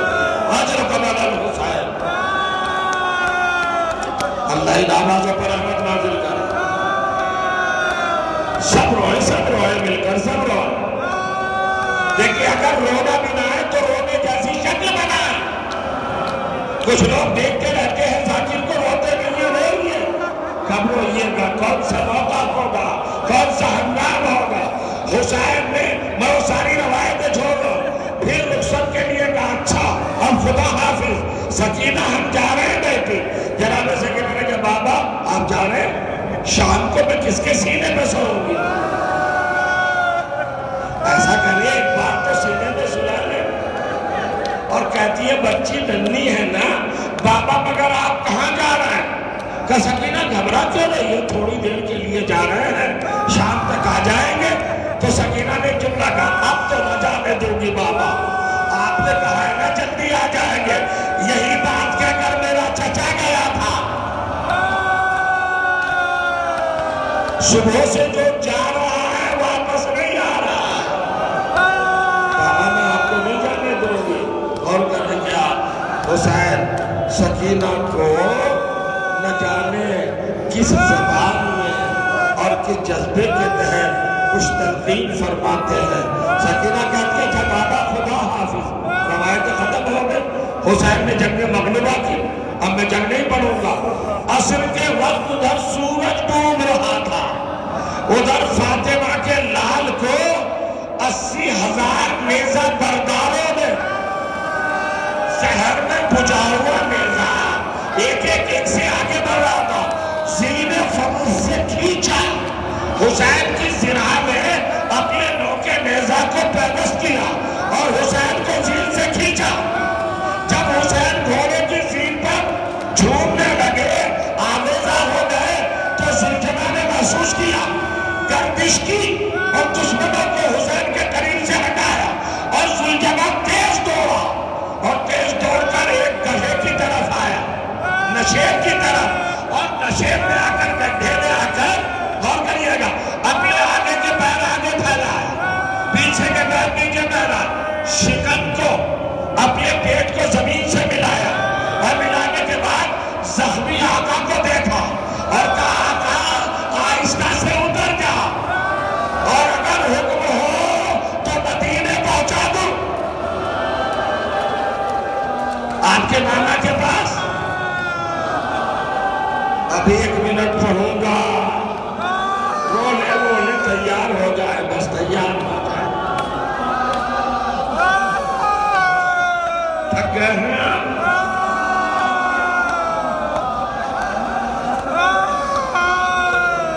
آپ رخصت کر رہے ہیں. وہی شان گریہ ہونا چاہیے. وہی محسوس ہو کہ جیسے خیموں سے آواز آ رہی ہے. سن لیا آپ نے؟ مجلس تمام ہو رہی ہے. ختم دعا. حسین کو قریب کو عطشان کو زہرا کے جان کو بی بی نے جسے چکیا پیس کر پالا تھا. جب سلجھنا نے اپنے شکم کو زمین سے مس کر کے اور چلتی ہوئی ریل پر حسین کو اتارا تو امام حسین پر خوشی داری تھی. زخموں کی کثرت سے جسم کا خون پورا نکل چکا تھا. میرے مولا نے آنکھیں کھولی اس نشیب کو دیکھ کر اور آہستہ آہستہ آگے بڑھے. اپنے آپ کو آہستہ آہستہ سلجھنا کے قریب لائے. سلجھنا کی پیشانی کو چوما اور سلجھنا کے عیال کو پکڑا اور کہا سلجھنا یہ بتا تو مجھے اتنی دور سے یہاں کیوں لے کے آیا؟ دشمن تو مجھے وہاں گرا رہے تھے. دشمن تو مجھے دور پر گرا رہے تھے نیزوں سے کھینچ کے. تو مجھے بچا کے یہاں کیوں لایا؟ اس نشیب میں کیوں لایا؟ اس گڈھے میں کیوں لایا؟ کس لیے لایا؟ سلجھنا کی آنکھوں سے آنسو پھوٹ پڑے اور کہتے ہیں مولا نہ پوچھو. یہ بیان نہ کرا ہے میرے آقا کہ نہیں سلجھنا مظلوم حسین کی قسم بتا دے کیوں آیا ہے، کس لیے لایا؟ اس لیے کہ یہ مقام لوح محفوظ پر میرا مقتل لکھا ہوا ہے کہ میں یہی قتل کیا جاؤں گا.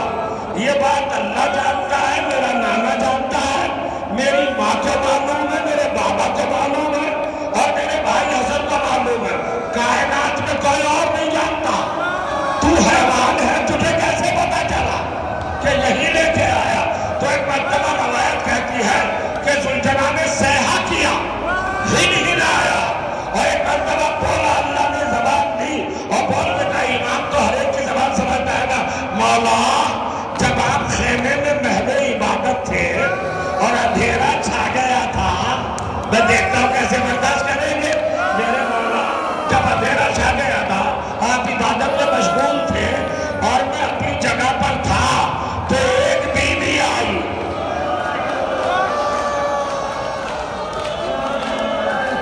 ایک بیوی آئی اور میرے لگام کو میری جگہ سے اس بیگ سے کھولا اور کہا، زلجنا میرے پیچھے پیچھے آ جا، میرے عقب میں آ جا. حسین نے کہا پھر کیا کیا؟ ان بیوی نے کہا، مولا وہ نہیں آئی جہاں میں نے آپ کو اتارا ہے، جہاں میں نے آپ کو اتارا ہے، جہاں میں نے آپ کو اتارا ہے. حسین نے پوچھا، وہ بیوی تجھے یہاں چھوڑ کر چلی گئی یا کچھ انہوں نے فرمایا؟ کہ مولا نہیں ہے، یاران گفتگو نہیں ہے، نہیں بیان کر سکتا. کہ نہیں بتا تو صحیح. کون بیوی نے یہ کیا کہ اپنے سر سے چادر اتاری؟ کہ پھر کیا کیا؟